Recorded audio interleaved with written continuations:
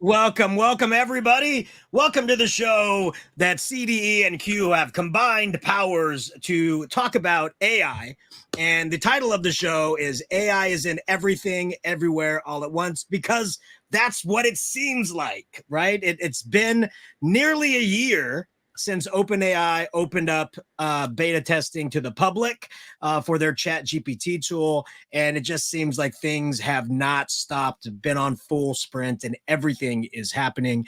And we wanted to bring this show to be able to answer questions in the chats, whether you're watching us on Facebook or YouTube or Twitter, Twix, one of those socials that are out there. Because we want to be able to be answering questions that are pertinent to you now, because things are changing. So before we get started, let's introduce all of ourselves. My name is Joe Marquez, Director of Academic Innovation for Q. And on my screen to my left or right, depending on which way you're viewing this, is Catherine Goyette. Catherine, please introduce yourself. Thank you. Catherine Goyette, Computer Science Coordinator for California Department of Education, aka CDE, and I am also known as CAT. Excellent. Then right below you, right over the newest member to your team, Christina, please introduce yourself.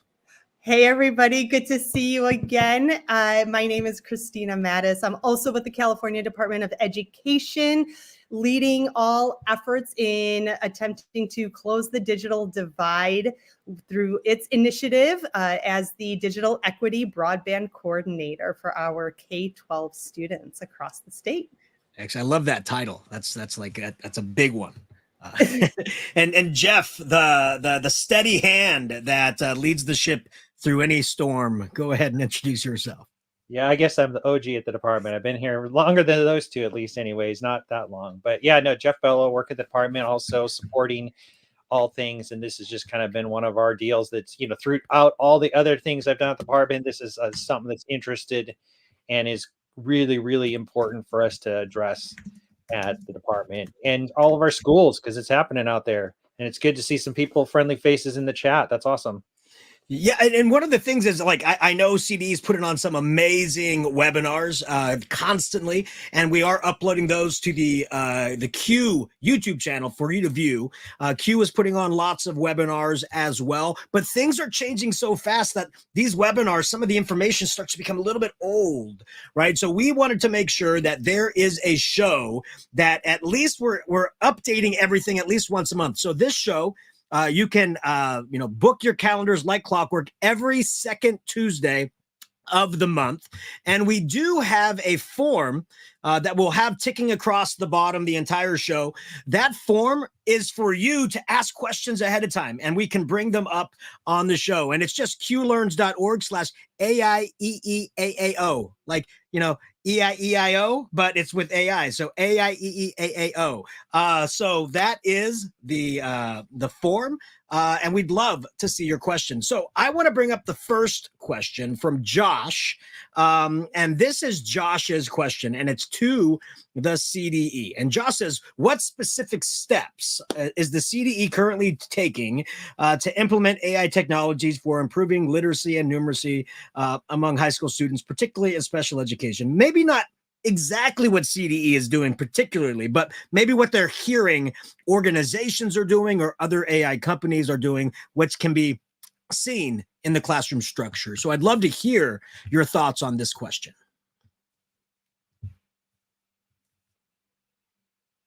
Jeff, what about yourself? I think you were talking a little bit before the show started about an event you went to, and you were chatting with a couple of startups that were actually trying to tackle this particular topic. So I'd love to hear a little bit about that. No, for sure. I was going to rock, paper, scissors with Kat and Christina and go, but I don't want to talk over them. But yeah, no, totally.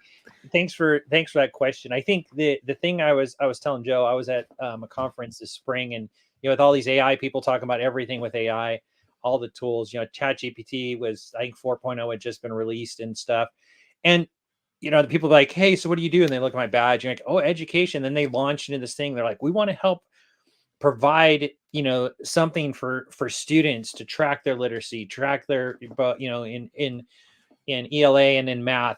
And they were just like, what can we do? How do we help it? How can we use AI to personalize instruction even more? And so they're picking brains.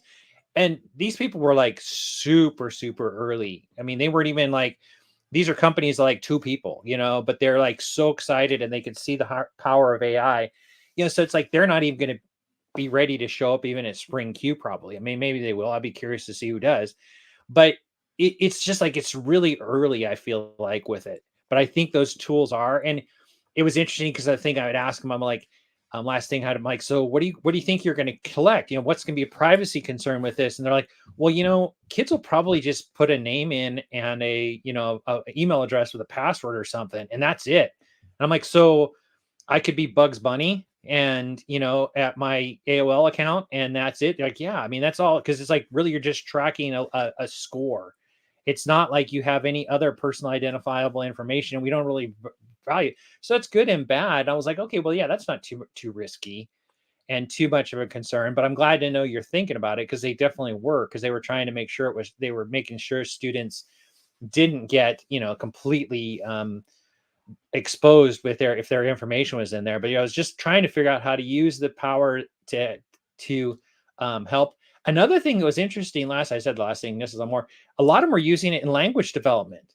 It was like they were using it to learn the second languages. It was like other countries were using AI to learn English better. And so it'll be interesting to see how that makes our way into our ESL classes.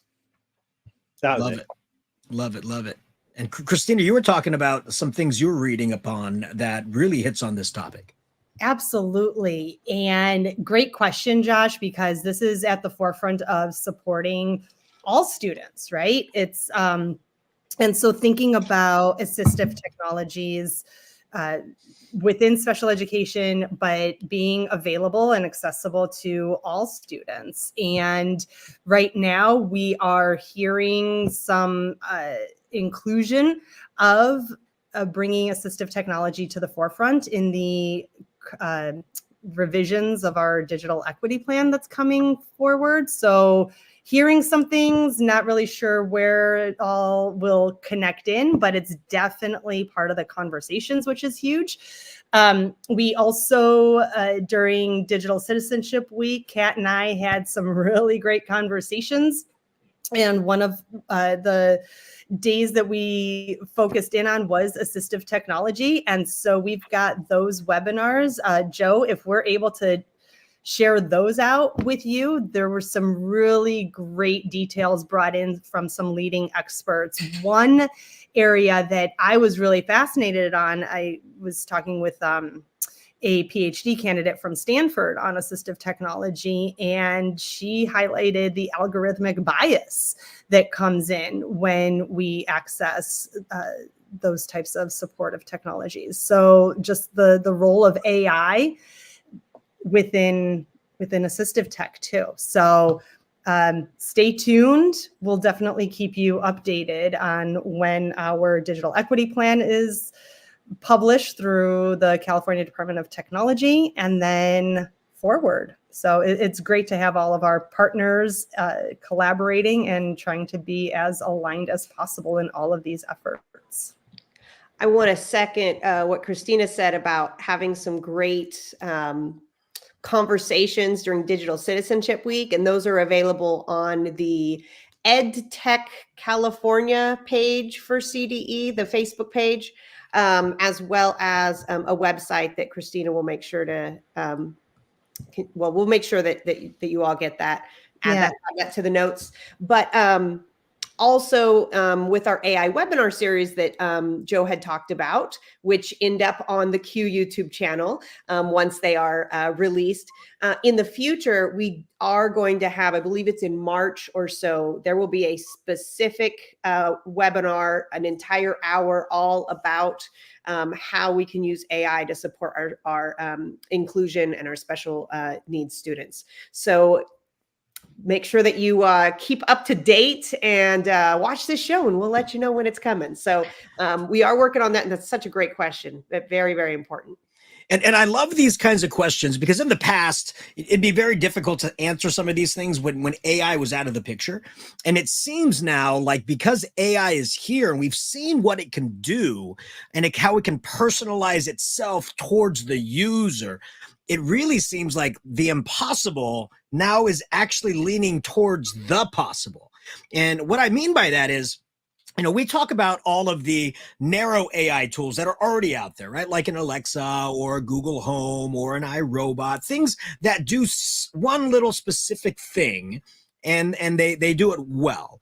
And the tools that we're looking at are going past that narrow AI to become more of a guide on the side. If you watch that show on Disney Plus, Loki, there's that character Miss Minutes and how she's always there to answer questions. And she's like, you're looking a little bit glum there. Is there anything I can do to perk you up? That is an actual possibility with these tools. It's called emotion AI. And what they would do is it's when everything connects together. When your SIS, your student information system, your LMS, right, your learning management system, and these AI tools come together and they get a holistic image of the student and they know what this, and I'm envisioning as well at the beginning of the year, you're asking students almost like a question of what do you like? What do you dislike? What do you like to do outside of your time? And everything gets personalized into this personal tutor, this personal friend, almost like I said, Miss Minutes. But if you want to go back a little bit farther, Flubber from the 90s, right? And you had Weibo following the professor around. That is actually something that seems to be possible now. And I was listening to some of the manufacturers of devices a few years back, and they were saying that they were going to start implementing, using the camera on the devices, emotional photography, meaning they were going to watch as a student was working, and if their face looks like they're frustrated, or it looks like they're getting sad, or it looks like maybe they're wandering off and not getting on task, there would be a prompt that pops up like, hey, it looks like you're frustrated a little bit. Do you need a little bit of help on this assignment? And when I heard about this, I was like, that's impossible. But now with AI, I'm like, holy moly, I think we can do it. I want to jump in on this, Joe, because that was one of the areas in the conversations a couple of weeks ago, and the impact that AI is having, has had, is having, will have on cognitive development, our ability to continue just retaining information and our cognitive development, and then also thinking about our ability to develop, establish self-regulation and emotional regulation, right? And so how can we make sure that we develop those needs, right? Those cognitive skills to regulate without technology, but then perhaps leverage technology to sustain and continue supporting, right? It's not the start. And that reminds me even of something that Simon Sinek had said in many of his speeches and talks. And Simon Sinek, if you know the leadership, one of the leadership spokespeople, and he said, look, you establish a relationship in person, one-to-one, or in your group when you can, right? And then you leverage technology to sustain that relationship, right? So you're not always having to board a plane and travel, but what do you do here? So similarly, how can we support our students, our children, even ourselves? I know I need help when it comes to self-regulation. And then think about how can AI support and technology can support. I think that's a great point, Christina, and thanks for bringing this up too, Joe. I think what's interesting is, I think AI, if we approach it properly and we utilize it to save ourselves time, now we have, in doing some of those mundane routine tasks, now we have more time to engage in critical thinking. We have more time to be creative. We have more time to connect with one another. So you know, we still want to be the ones doing the thinking. We still want to be the ones connecting with each other and doing the collaborating together as human beings.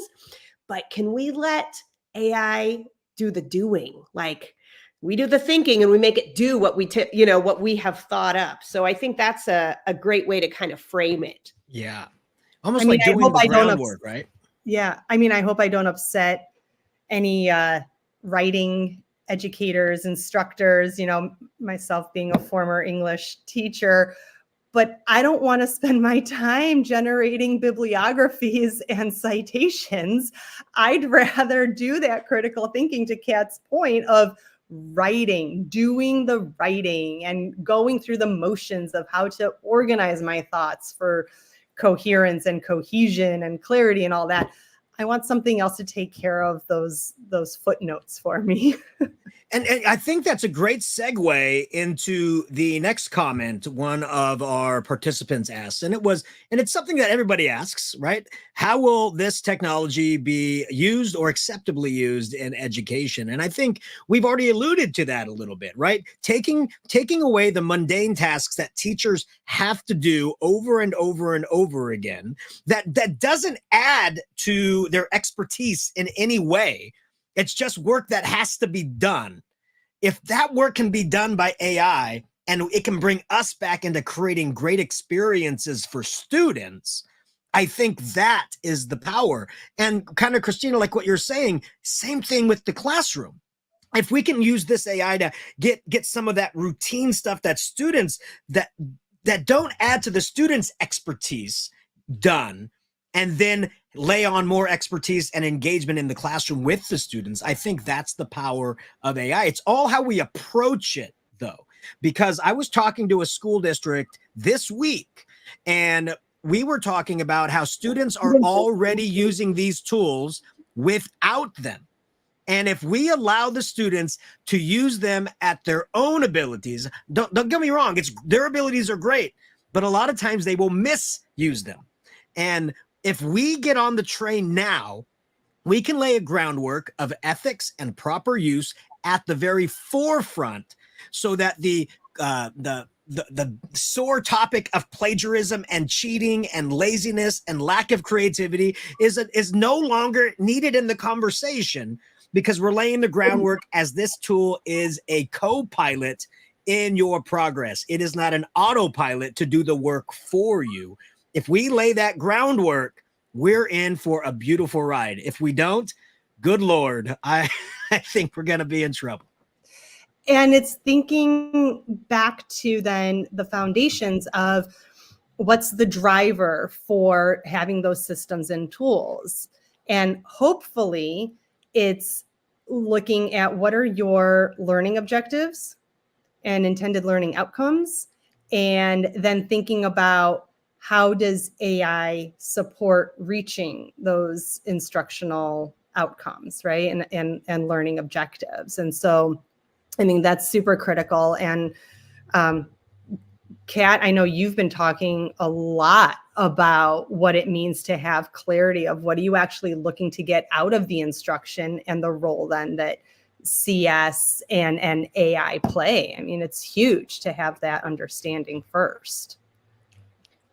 Yeah, for sure. And also just that understanding of the more that you understand how the AI works, the more as a teacher and as a student, you know not only how to get out of it what you want, right? The prompt engineering part, which I know Joe does a lot of. He was actually on one of our webinars talking about prompt engineering, but also you know what to look out for in regards to the fact that there's going to be inaccuracies, wondering, wow, well, what data set actually created this result? Why did it predict this? Right. And so now you're being your critical thinker again. So we don't want to be just consumers of this technology. Just like all technologies in education, we want our students to go a little deeper, understand it a little better, and then they're going to know how to leverage it and not just merely use it to copy something. That's the other thing, though. What are we asking our students to do pedagogically? Are we asking them to do something that the AI can do very easily, well, maybe we need to up the ante a little bit, ask them to put a little bit of themselves into that work, ask them to do a little bit more critical thinking, ask them to do something that the AI can't do in regard maybe talking with a partner and seeing what feedback you got from a human being. I mean, there's lots of things that we can think about. And I know this is new, right? So I'm not saying that we're going to be there tomorrow, but I think it's interesting to think about, is there a way I could ask kids to do things that the AI can't do? What might that be? Can they connect with someone else about the content, right? And to that, continuing with that thought and then bringing it back to Joe's thought about, cheating and plagiarism, it's thinking about how are we helping raise awareness, continue to educate and bring in the necessities of media literacy, and bringing in the ideas that, like DigSit isn't just 1 week or 1 day, it's ongoing. Routine. And right, that, and so I would say this really does highlight the emphasis of how are we bringing about the education of media literacy for our students. And I think these are all fantastic points, because we asked our viewers, what is one big topic that is constantly arising at your school site? And so that's the question. One pressing issue in your school district or your school site, and it was resounding that number one, educators are insisting it shouldn't be used, and the reason is because of plagiarism and laziness, right? And if AI does the work for the students, then they're not relying on their own creativity. Now, I know we have lots to talk about this, and Taylor Swift even wrote a song called "Cheater's Gonna Cheat," right? So cheating is nothing new in education, right? I mean, Jeff, you could probably speak leaps and bounds to when the internet first broke and everybody was so worried that they were going to utilize this portal to the interwebs to cheat. And we got through that okay. I think we've progressed readily with that, right? Yeah, I think that's the thing. It's like, this is not new. You go back when we were probably in school, even me in school, you were college, everybody used Scantrons because they had to do our final grade. They had to run them through, get them done, because the administrator or department chair was like, it was efficient. It wasn't effective. I don't think anybody says a multiple choice test is the most effective way to measure learning. Again, not to knock all the English professors and people who loved 15-page term papers, that was the way we demonstrated learning back in the day, right? I mean, you got to write. I mean, gosh, I write more now than I ever did before. And it's like, I do professionally, but it's like 15-page papers. That was the way we demonstrated learning. But technology now, AI now, there's a bazillion other ways kids could demonstrate learning. And so if our point is to torture kids with multiple choice or term papers, that's different than demonstrated that you learned something. So are we getting kids to expand and become better citizens and work together, like Christina just said? Let's think about that, and again, sorry, term paper people lovers, and multiple choice lovers, we have a whole division Department of Ed who, does the standardized test. And I keep asking them, when are we going to have a legit test? I mean, all they've done is they've S level of SEM are those those multiple choice ones that we drew Christmas trees on for SBAC. Sorry, ADAD people. But, it's like, that's not pedagogically. Kids aren't better demonstrating their efficiency, proficiencies yet. And you ask people, I've been asking people since I've been here at the department since like 2012, when are we going to come up with a new test? Oh, we have pictures. Ooh, we are. You can now drag A up to B and B down to C because we rank them. Ooh, it's still A through C, people. A through D. Come on. So I just went way off the rails, and I'll probably get fired for saying this stuff, but it's like, back to my point, we're here to educate and demonstrate learning. So it's like about time that maybe we can get kids doing that, and maybe there'll be hope. And then you don't have to work about plagiarism, because it's like, I made a video. AI can't make my video of me, really, honestly. You can try to fake me, but you can't really totally make me, Jeff, give it time. Have you seen Canva's text to video? it's still It's gonna pretty be bad. It's I pretty have bad. And then on the other hand, if I had to type my text in or I had to pay you to do it, I mean, how much harder or easier would it be just to demonstrate and tell the teacher what I know about whatever, you know? So Well, if I you're mean, looking for text to video, Runway is the best. It's so good. yeah. But you know, and somebody said that with movies, it's like AI, you know, because the AI we've gotten on the thing to talk about AI, you know, how it gets off the rails and starts creating people with 3 legs and stuff like that because it just gets goofy, right? And it's kind of the thing with that is, okay, come up with your concept, you know, prove it in AI that's a good concept, you know, make your movie in AI. Now, okay, now you go out and make it for real with your phone or with your camera, and you come in and you do a real thing, or if that's what you're doing, you know, it's like use AI to prove that your idea is good. So it's not just storyboarding on a piece of paper like a cartoon thing, you know, maybe that's where it's coming in. So Yeah, anyway, proof of concept, right? Proof of exactly. concept, new age storyboarding. What do these call it? Animatrix, Yeah. animate, like the little tiny Yeah. unfinished stuff. So you might find out that your idea was really good, or you might find out this is not so good. I better start over. You know, and this just in, the last 2 investors of Scantron just pulled out. So you just did that. You just totally tanked Scantron.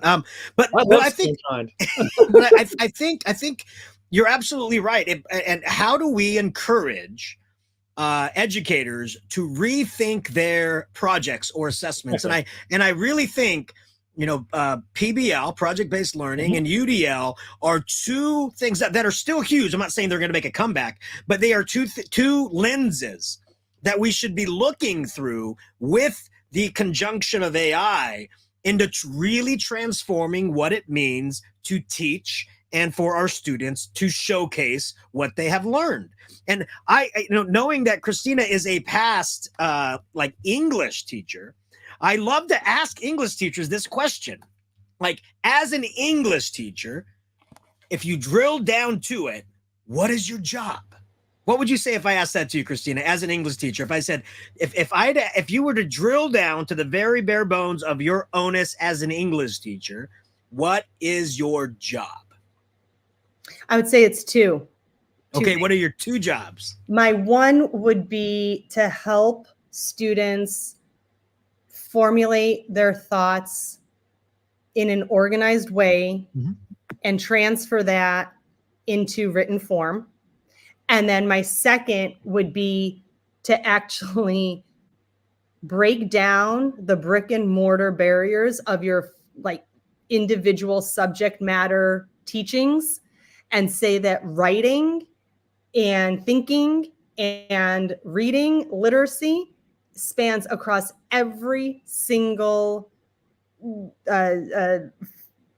curriculum. Sorry, now I'm like drawing a blank.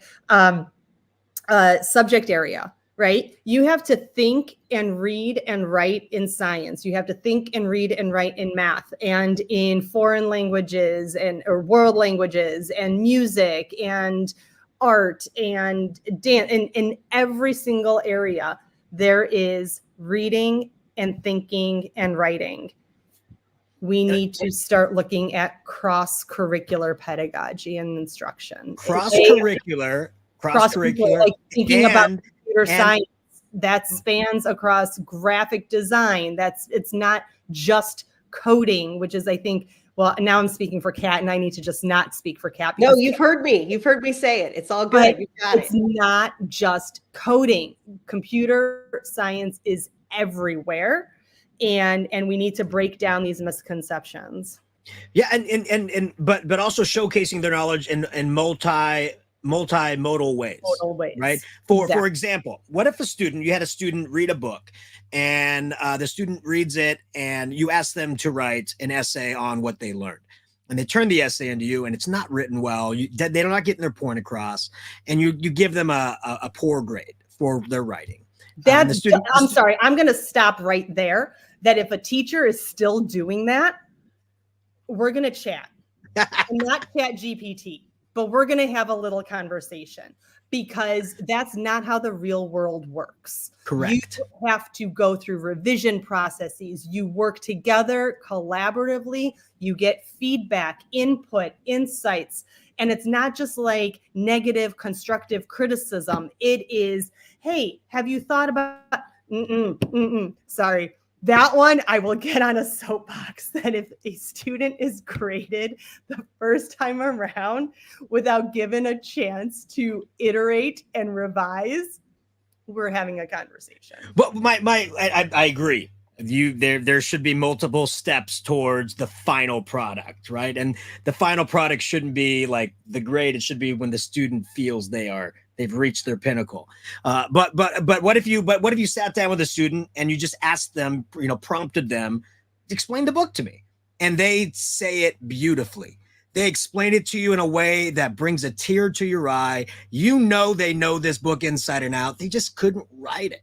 What if they said to you, can I write a script as if I'm interviewing the characters of this book and I'm prompting out that character study in almost like an interview? Can I do that instead of write an essay? What would you say to that? That's the real world. Yes. Well, and that's what I'm saying is we have to go beyond just maybe saying this is the way I want the final product to look, and go to these are the requirements your final product should contain, but you present it to me in the best modality that fits you. Because I think sometimes, like, I am not a strong writer.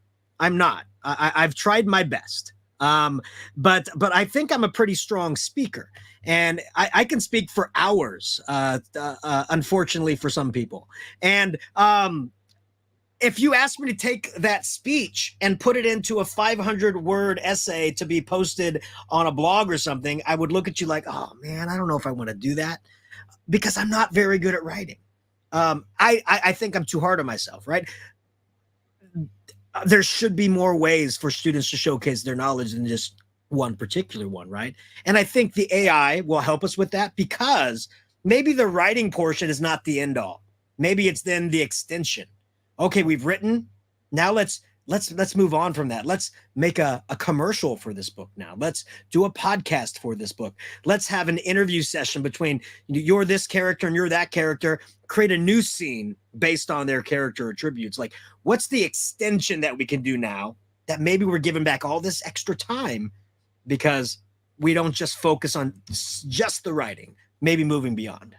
And there are various forms of writing, though, right? There's, correct, like you said, there's blogging, there's journalism. It spans, right? But I also feel like, I mean, and maybe Kat and Jeff, you can weigh in on this, but I feel like we've been having the same conversation for the last 20 years in education, right? Of how we can no longer rely on one form of knowledge, understanding, application, demonstration. Like, there are multiple ways of doing this.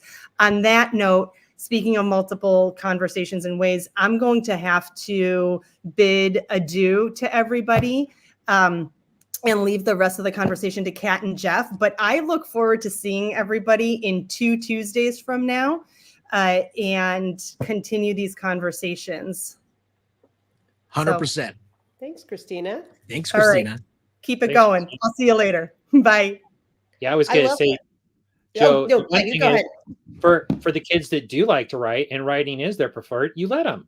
Yes. That's the other thing. It's like, not to knock writing. I mean, we need to write. Like I said, I'm writing more now than I ever here at the end of my career. And it's like, I'm getting, so you will get better, just to give you a little hope.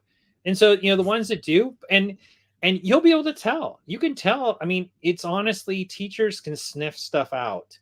You should, if you really are paying attention. Because, like, kids writing like this, and then all of a sudden they go up here, you're like, oh, what happened? Oh, something happens. I mean, teachers' spidey senses have got to go off when kids start doing something with AI. It's like, oh, you're so much better. Tell me, let's explain this to me. And then if a kid can't explain it, you're like, all right, let's go back and demonstrate learning again. But teachers got to be teachers. They got to demonstrate and use their art. I mean, teachers, it's an art form. You can become a better teacher, but we're artists in many ways. So sorry. Correct. It's not paint by numbers. It's not paint by numbers, right? It's a messy process, and we love doing it.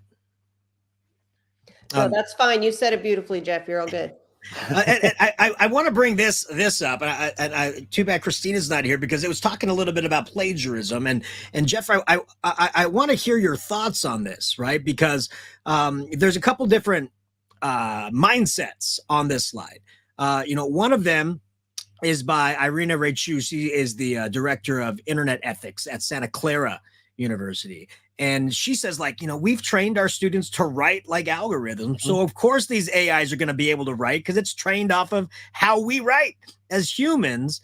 And so maybe it's time that we ask our instructors, both in K-12 and higher ed, to rethink how we teach, not just writing, but everything.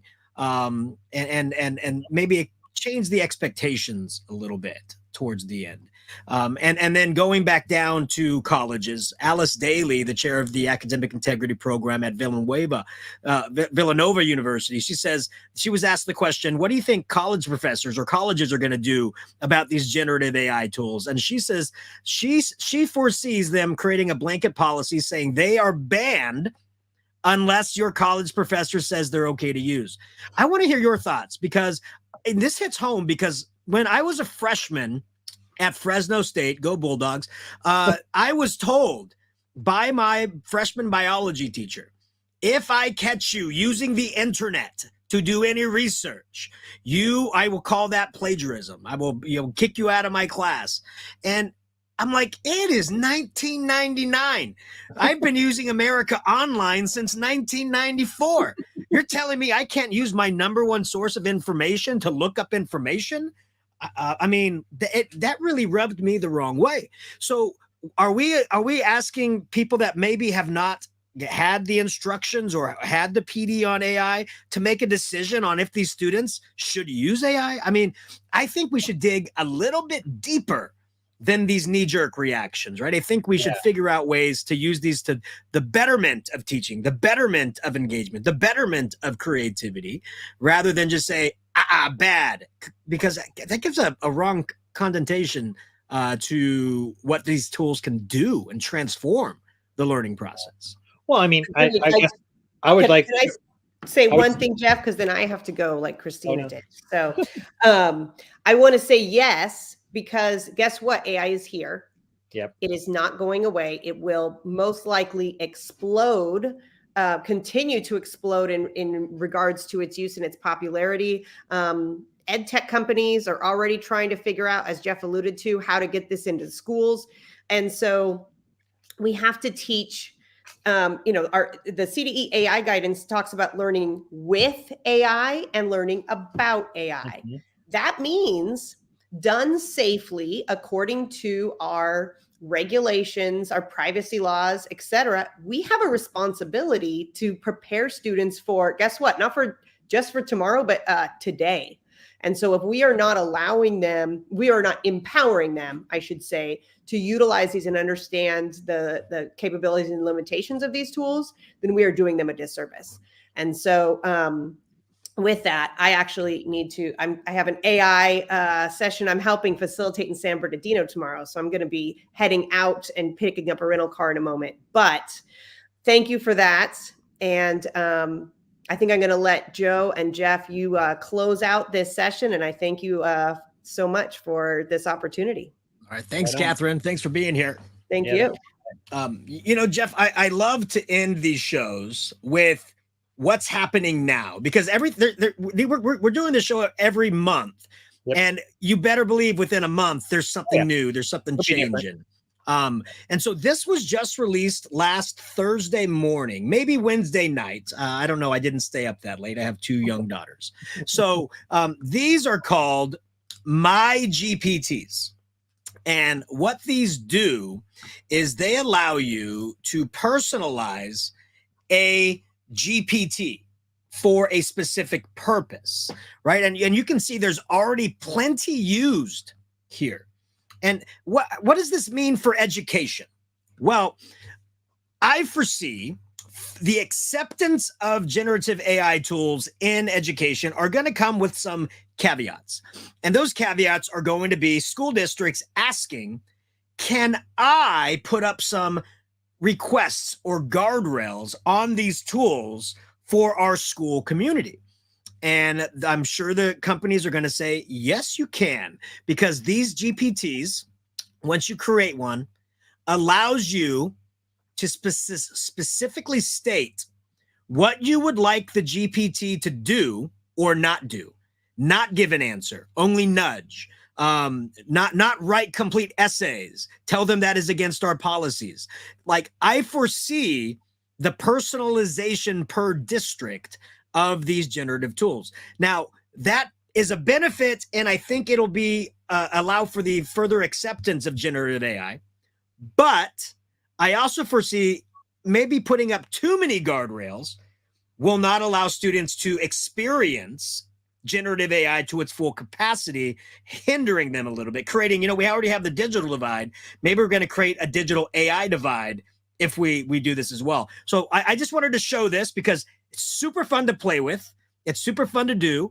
And you can share them with other people. Nice. So that they can use your GPTs.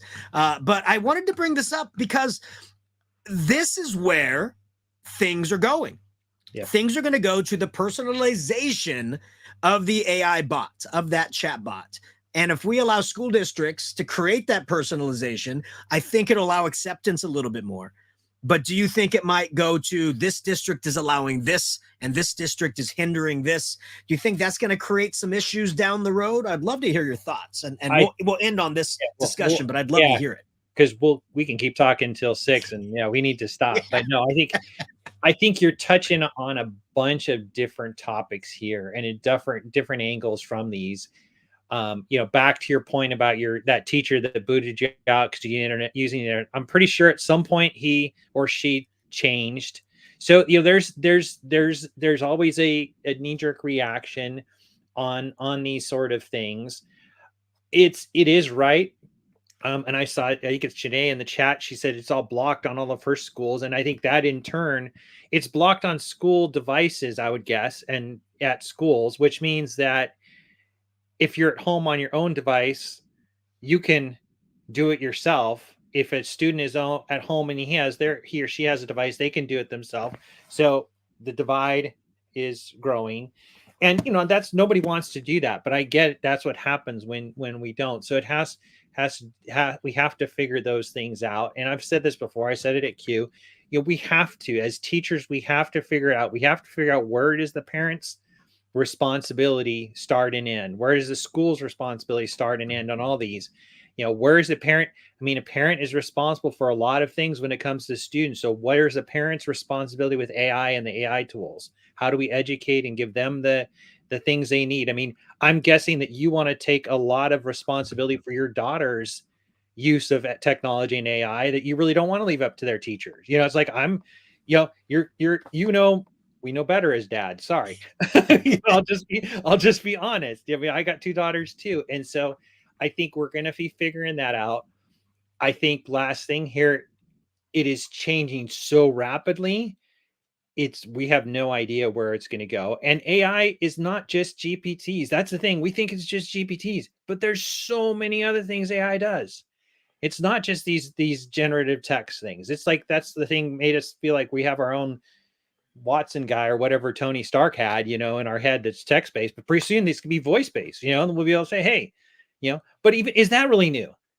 Siri and Google have been doing that for a long time and we banned those, or we turned those off on our own phones, or Alexa. So anyways, it's a lot of pieces to that. I don't think we know, but the best thing we can do is have that conversation, because educators, we do care about kids. We want to keep our kids safe. We are the artists.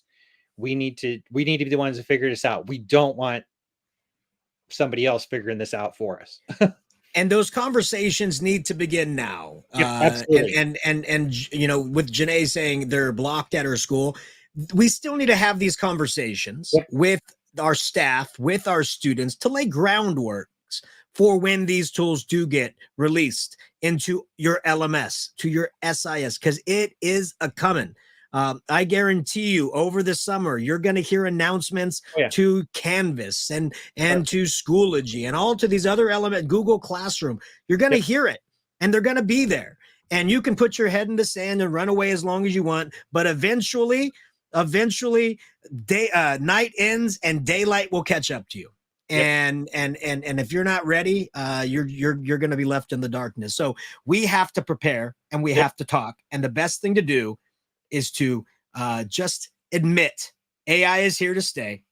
What can I do to leverage its power to make me a better teacher and to have my students have a better, more meaningful, engaging experience?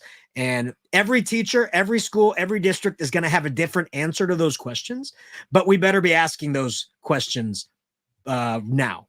Otherwise, we're going to be in a heap of trouble. Right on.